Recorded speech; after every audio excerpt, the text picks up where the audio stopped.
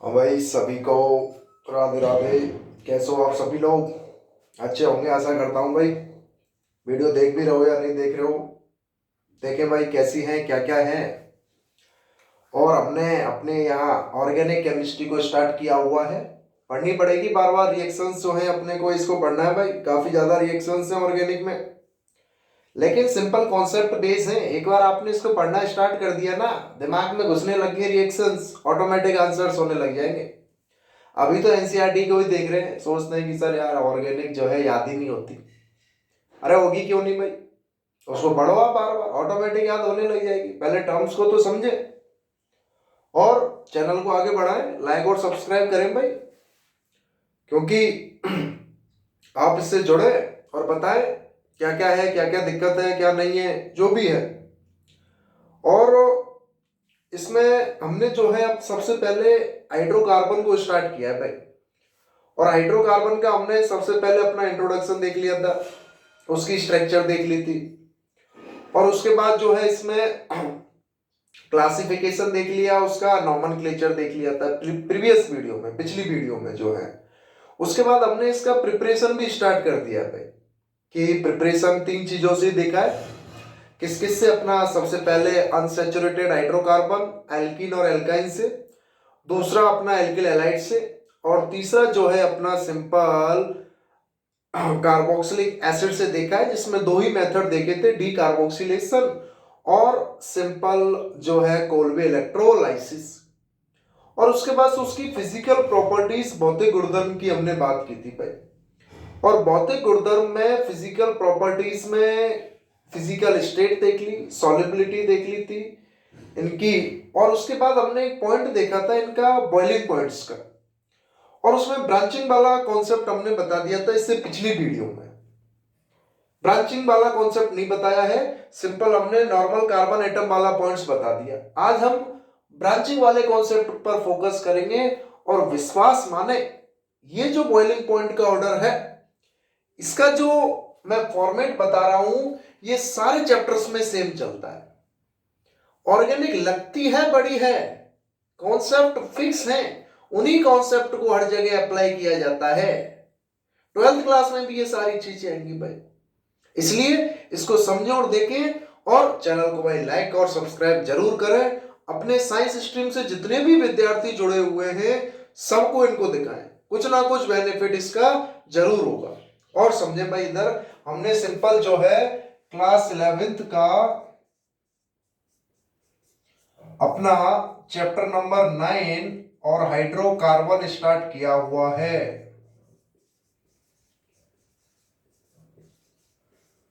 और हाइड्रोकार्बन में हमने सिंपल फिजिकल प्रॉपर्टीज यानी कि भौतिक गुणधर्म स्टार्ट किए हुए भाई। दोनों मीडियम की बात कर रहे हैं, कोई सा भी हो, हिंदी हो, इंग्लिश हो, ज्यादा फर्क नहीं है केमिस्ट्री में। केवल ये थोड़ी सी टर्म्स है, और इनको मैं पहले ही बता चुका हूं हिंदी मीडियम वालों। अभी से इन टर्म्सों को इंग्लिश में समझना स्टार्ट कर दें। क्यों? क्योंकि आगे इंग्लिश ही काम आएगी, कुछ भी करें आप। टर्म्स बहुत इंपॉर्टेंट है, टर्म समझ में आना चाहिए, बाकी तो सारा का सारा प्रोसेस का खेल है, सारे का सारा कॉन्सेप्ट लगेगा अपना सिंपल इसमें। तो फिजिकल प्रॉपर्टीज हमने स्टार्ट किया हुआ है, और इसमें हमने जो है अपना बॉइलिंग पॉइंट, मेलिंग पॉइंट का स्टार्ट किया हुआ था। और इससे प्रीवियस वीडियो में, इससे पिछली वीडियो में जो है हमने सिंपल इसमें बात की है भाई, किसकी? अपनी, कि नंबर ऑफ कार्बन एटम अगर बढ़ रहे हैं तो अपना सरफेस एरिया बढ़ रहा है, सरफेस एरिया बढ़ रहा है, वंडरवॉल फोर्स बढ़ रहा है, अट्रैक्शन बढ़ रहा है। और अट्रैक्शन बढ़ रहा है तो सिंपल क्या हो रहा है, स्टेबिलिटी बढ़ रही है।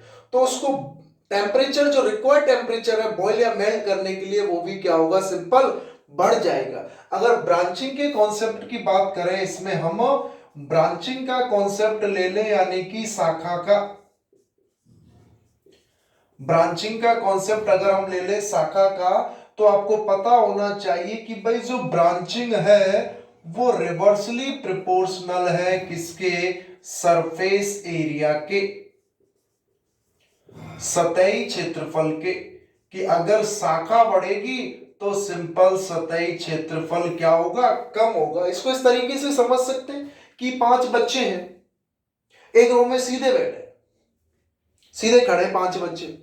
अब उस चौथे बच्चे को उठाया मैंने और इस दूसरे बच्चे या एक 5वें बच्चे को उठाया और तीसरे के बगल में जोड़ दिया, फिर तीसरे को भी उठाया और दूसरे के बगल में जोड़ दिया। तो एक बार 5 की रेंज थी, एक बार 4 की लाइन थी, एक बार 3 की लाइन थी। तो सरफेस एरिया कम होता जा रहा है या नहीं होता जा रहा है? जैसे जैसे सिंपल क्या हो रहा है, ब्रांचिंग बढ़ रही है, सरफेस एरिया अपना क्या हो रहा है, कम हो रहा है। अगर सरफेस एरिया कम हो गया तो वांडरवाल फोर्स कम हो गए, वांडरवाल फोर्स कम हो गए, अट्रैक्शन फोर्स कम हो गया, स्टेबिलिटी कम हो गई, तो जाहिर सी बात है बॉइलिंग पॉइंट और मेलिंग पॉइंट भी क्या हो गए, सिंपल कम हो गए। कि सिंपल शाखा के व्युत्क्रमानुपाती होता है, ब्रांचिंग के रिवर्सली प्रोपोर्शनल होता है सरफेस एरिया। कि अगर ब्रांचिंग बढ़ गई तो इसका मतलब सरफेस एरिया क्या हो जाएगा, कम हो जाएगा। सतही क्षेत्रफल क्या हो जाएगा, कम हो जाएगा। हिंदी एक ही बार लिखेंगे भाई, यहां लिख चुके। सतही क्षेत्रफल सिंपल क्या हो जाएगा अपना, कम हो जाएगा। अगर सतही क्षेत्रफल कम हो गया तो फिर सिंपल सा कॉन्सेप्ट चलता है, आपको पता है कि भाई सरफेस एरिया जो है डायरेक्टली प्रोपोर्शनल है किसके, वांडरवाल फोर्स के। और वांडरवाल फोर्स डायरेक्टली प्रोपोर्शनल है बॉइलिंग पॉइंट और मेलिंग पॉइंट के। इसके पिछले वीडियो में बताया है। और ब्रांचिंग इसके क्या हो जाएगी, रिवर्सली प्रोपोर्शनल हो जाएगी। यानी कि यहां मैं सीधा कह सकता हूं एक पॉइंट्स में कि ब्रांचिंग जो है, कि बॉइलिंग पॉइंट और मेल्टिंग पॉइंट जो है रिवर्सली प्रोपोर्शनल है किसके, ब्रांचिंग के। शाखा के जैसे जैसे शाखा बढ़ेगी बॉइलिंग पॉइंट और मेलिंग पॉइंट कम होता जाएगा। लेकिन ये अप्लाई किस केस में करना है, नंबर ऑफ कार्बन एटम जब सेम हो, कि 6 कार्बन है टोटल, एक सीधे 6 कार्बन की चेन है, उसी में 5 और एक 6 है, फिर 4 और 2 शाखा में लगे हुए हैं। तो सिंपल अपने को इसमें सेम कार्बन और एटम के केस में, किसमें, same carbon atom chain, same carbon atom, समान कार्बन परमाणु होने चाहिए टोटल मॉलिक्यूल में। तो समान कार्बन परमाणु, जैसे मैंने एक सिंपल सा एग्जांपल लिख दिया भाई, अपना पेंटेन, नॉर्मल पेंटेन, आइसोपेंटेन, और ये अपना क्या हो गया, नियोपेंटेन।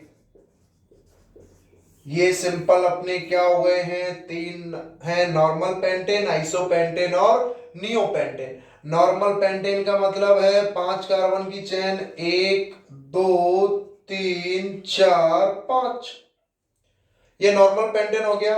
आइसोपेंटेन का मतलब क्या होता है, 1 2 3 4 और सेकंड कार्बन पर एक मेथिल ग्रुप लगा दो इधर, ये आइसोपेंटेन है। और नियोपेंटेन का मतलब क्या है, 1 2 3 और इधर एक चेन और इधर एक चेन, यानी कि ये है सी सी सी सी सी, ये नियोपेंटेन है। आइसोपेंटेन का मतलब 1 2 3 4 और ये 5 है। नॉर्मल पेंटेन का मतलब 5 सीधे, 1 2 3 4 5। इनका बॉइलिंग पॉइंट का ऑर्डर बताना हो, इनका सिंपल क्या बताना हो, boiling point order. Boiling point का अगर ऑर्डर बताना है तो सिंपल सा बताया है भैया, ब्रांचिंग के रिवर्सली प्रोपोर्शनल होगा। जितनी ज्यादा ब्रांच बढ़ेगी सरफेस एरिया उतना ही कम हो जाएगा, और सरफेस एरिया अगर कम हो गया तो जाहिर सी बात है वंडरवॉल फोर्स कम हो गए। वंडरवॉल फोर्स अगर कम हो गए तो सिंपल क्या हो गया, उसमें अट्रैक्शन फोर्स कम हो गया, स्टेबिलिटी कम हो गई। तो उसको बॉइल करने के लिए, मेल्ट करने के लिए जो रिक्वायर्ड टेम्परेचर है वो भी क्या हो गया भाई, सिंपल कम हो जाएगा। तो समझ में आ पा रहा है क्या कॉन्सेप्ट, कि मैं क्या बताने की कोशिश कर रहा हूं। इतना ज्यादा इंपॉर्टेंट कॉन्सेप्ट है कि सिंपली हर चैप्टर में कोई सा भी ऑर्गेनिक का हो, एल्केन हो, एल्कीन हो, एल्काइन हो, एल्कोहल हो, फिनॉल हो, ईथर हो, एल्डिहाइड हो, कीटोन हो, कार्बोक्सिलिक एसिड हो, एलो एल्केन हो, एलो एरिन्स हो, एमीन्स हो, किसी में भी क्यों ना हो, सब में यही कॉन्सेप्ट चलेगा बॉइलिंग पॉइंट और मेलिंग पॉइंट का, जो इससे पहले बताया है पिछली वीडियो में और जो इस वीडियो में मैं बता रहा हूं। तो बॉइलिंग पॉइंट सबसे ज्यादा किसका होगा, नॉर्मल पेंटेन का, उससे कम किसका होगा, आइसोपेंटेन का, और सबसे कम किसका हो जाएगा, नियोपेंटेन का। तो ये सिंपल अपना बॉइलिंग पॉइंट का क्या हो गया है, ऑर्डर हो गया है। एक अगर छोटा सा क्वेश्चन अगर मैं देख लूं कि मैंने सिंपल लिख दिया है कि वही बीपी ऑर्डर बताएं, बॉइलिंग पॉइंट के ऑर्डर बताएं, 1 2 3 4, इसको मैं बोल दूंगा ए, 5 6, यहां मैंने लिख दिया 1 2 3 4 5 6, इसको मैंने सी को लिख दिया 1 2 3 4 5 6, 5 इधर कर देता हूं, 1 2 3 4 5 और ये 6, एक मैंने कर दिया सिंपल 1 2 3 4, और एक मैंने कर दिया 1 2 3 4 5 6 7 8, या इसको भी सिंपल मैं यहां ले लेता हूं, ठीक है। ये मैंने क्वेश्चन लिख दिया भाई, कितने हैं 1 2 3 4 5, दोनों कॉन्सेप्ट आ जाएंगे। तो सबसे पहले तो अपन अप्लाई करेंगे कि नंबर ऑफ कार्बन एटम देखेंगे कि भाई इसमें नंबर ऑफ कार्बन एटम कितने हैं, 4 हैं, इसमें नंबर ऑफ कार्बन एटम कितने हैं, 6, इसमें भी कितने हैं 6, इसमें भी कितने हैं 6, और इसमें कितने हैं 1 2 3 4 5 6 7 और ये 8। तो सबसे पहले सबसे कम कार्बन एटम वाला देखेंगे, उसके बाद उसके ज्यादा वाला, फिर उस ज्यादा वाले में जो ब्रांचिंग्स हैं उसके अनुसार देखेंगे कि सबसे कम किसमें है, 4 कार्बन वाले में, तो बॉइलिंग पॉइंट सबसे कम तो किसका हो जाएगा भाई, डी का हो जाएगा। उसके बाद 6 वाले में इसमें 2 है, इसमें एक ब्रांचिंग है और इसमें सीधी चेन है, तो उसके बाद किसका होगा, बी का होगा, बी के बाद किसका होगा, सी का, और सी के बाद किसका होगा, ए का। 6 कार्बन के बाद आ जाओ किसका, 8 वाले में किसका हो गया, ई का हो गया। कभी कभी कुछ बच्चे क्या करते हैं कि भैया 3 ब्रांचिंग है तो इसका इनसे भी कम होगा, ऐसे थोड़ी देखना है कि पहले तो कार्बन परमाणु की संख्या देखेंगे, ब्रांचिंग से ही मतलब थोड़ी है। ब्रांचिंग का कॉन्सेप्ट तो केवल, शाखा का कॉन्सेप्ट तो केवल कब लगाना है, जब कार्बन परमाणु की संख्या सेम है, कार्बन एटम की संख्या सेम है, और फिर उनमें ब्रांचिंग देख रहे हैं, कंपेयर कर रहे हैं, फिर उसको देखकर बता रहे हैं कि जिसमें जितनी ज्यादा ब्रांचिंग होगी उसका सरफेस एरिया उतना ही कम हो जाएगा, और उसका सरफेस एरिया कम हो गया मतलब वांडरवाल फोर्स कम हो गया, मतलब अट्रैक्शन फोर्स कम हो गया, मतलब स्टेबिलिटी कम हो गई, मतलब रिक्वायर्ड टेम्परेचर उसको बॉयल करने के लिए और मेल्ट करने के लिए क्या हो गया, कम हो गया। इस तरीके से अपने को कॉन्सेप्टों को देखना है भाई। कुछ बात समझ में आ रही है क्या, आ रही हो तो आया ना बताएं, और कैसा लग रहा है ये भी बताएं भाई। देखते रहें, धीरे धीरे सारे के सारे कॉन्सेप्ट आते जाएंगे, सब कुछ आएगा, कुछ रहेगा नहीं, रह जाएगा उसको बताएं कमेंट्स में कि भाई क्या रहा है, क्यों रहा है, सब देखेंगे। तो ये बॉइलिंग पॉइंट्स का सिंपल इतना इंपॉर्टेंट कॉन्सेप्ट है, 2 क्वेश्चन से ही आप समझ जाओगे, बाकी आप कोई सा भी क्वेश्चन उठा लो और करते जाओ ये कॉन्सेप्ट लगाकर, बॉइलिंग पॉइंट और मेल्टिंग पॉइंट का। कुछ बात समझ में आ रही है क्या? तो सिंपल यहां तक हमने क्या क्या देख लिया, प्रिपरेशन देख ली, फिजिकल प्रॉपर्टीज देख लिया, निर्माण की विधि हो गए, और भौतिक गुणधर्म खत्म हो गए, किसके, एल्केन के खत्म हो गए भाई। इसके बाद एल्केन की अपनी क्या आएंगी, chemical properties, chemical properties of alkane, chemical properties of alkane. Alkane के रासायनिक गुणधर्म है भाई, एल्केन के रासायनिक गुणधर्म, एल्केन के रासायनिक गुणधर्म, एल्केन के रासायनिक गुणधर्म बात करेंगे कि एल्केन किस किस के साथ कैसे कैसे रिएक्ट करेगा। होने को तो बहुत है, अपन केवल अभी एनसीईआरटी की बात कर रहे हैं। कुछ बच्चे सोचेंगे सर को एनसीईआरटी, भाई एनसीईआरटी आना पहले जरूरी है, चाहे आप पढ़े कुछ भी, तैयारी किसी की भी करें, बेस तो अपना एनसीईआरटी है। पहले कम से कम एनसीईआरटी को तो अच्छे से पढ़ लो, पहले वो ही पढ़ ले, वो बहुत है, बात की बड़ी बड़ी बातें तो अपन बाद में भी कर लेंगे, पहले अपन एनसीईआरटी को तो फॉलो कर ले, एनसीईआरटी के को तो एक एक क्वेश्चंस को, एक एक पॉइंट्स को उठा ले, टिप्सों पर रट जाए एनसीईआरटी तो अपने। तो केमिकल प्रॉपर्टीज या रासायनिक गुणधर्म में क्या क्या पढ़ना है एल्केन के में, तो उसमें सबसे पहले अपने को पढ़नी है सब्स्टिट्यूशन रिएक्शन। सबसे पहले अपने को उसमें पढ़नी है सब्स्टिट्यूशन रिएक्शन। रासायनिक गुणधर्मों में सब्स्टिट्यूशन रिएक्शन यानी कि प्रतिस्थापन अभिक्रिया। सबसे पहले इसमें पढ़नी है अपने को प्रतिस्थापन अभिक्रिया, और उसमें भी हैलोजिनेशन को पढ़ेंगे। दूसरा अपने को पढ़ना है इसमें कंफ्यूजन, जो 10th क्लास में भी पढ़ा है आपने, दहन। तीसरा अपने को इसकी केमिकल प्रॉपर्टीज पढ़नी है कंट्रोल्ड ऑक्सीडेशन। कंट्रोल्ड ऑक्सीडेशन यानी कि नियंत्रित ऑक्सीकरण। नियंत्रित ऑक्सीकरण पढ़ना है भाई, नियंत्रित ऑक्सीकरण। और चौथा जो है अपन इसमें पढ़ेंगे एरोमेटाइजेशन, या सबसे पहले चौथे में आइसोमराइजेशन को ले लेंगे पहले। आइसोमराइजेशन यानी कि समायवीकरण। आइसोमराइजेशन यानी कि सिंपल समायवीकरण। और पांचवा इसमें देखेंगे अपन क्या, एरोमेटाइजेशन यानी कि सिंपल एरोमेटिकरण।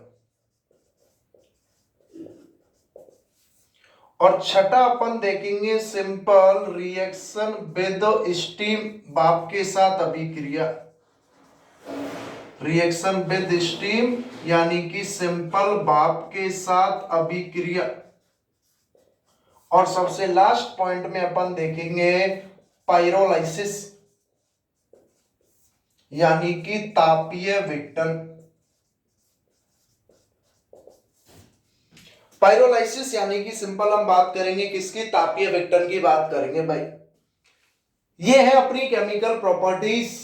कुछ बात समझ में आ रही है क्या सभी लोगों को? बताएं भाई कि कैसा चल रहा है, क्या चल रहा है। कि सिंपल अभी हम एल्केन्स की बात कर रहे हैं, बार बार बोल रहा हूं, चिल्ला चिल्ला कर बोलता जा रहा हूं कि पॉइंट्स के रूप में समझ लें। अपने को जो जो कंपाउंड्स दिए हुए हैं, जैसे 11th क्लास में है अपने एल्केन, एल्कीन, एल्काइन और बेंजीन, ये 4 कंपाउंड्स हैं। इनकी स्ट्रक्चर, नॉमेनक्लेचर और आइसोमराइजेशन, संरचना, नामकरण और समायवीकरण, और preparation, physical properties, chemical properties, निर्माण की विधि, भौतिक गुणधर्म, रासायनिक गुणधर्म, चारों का केस है।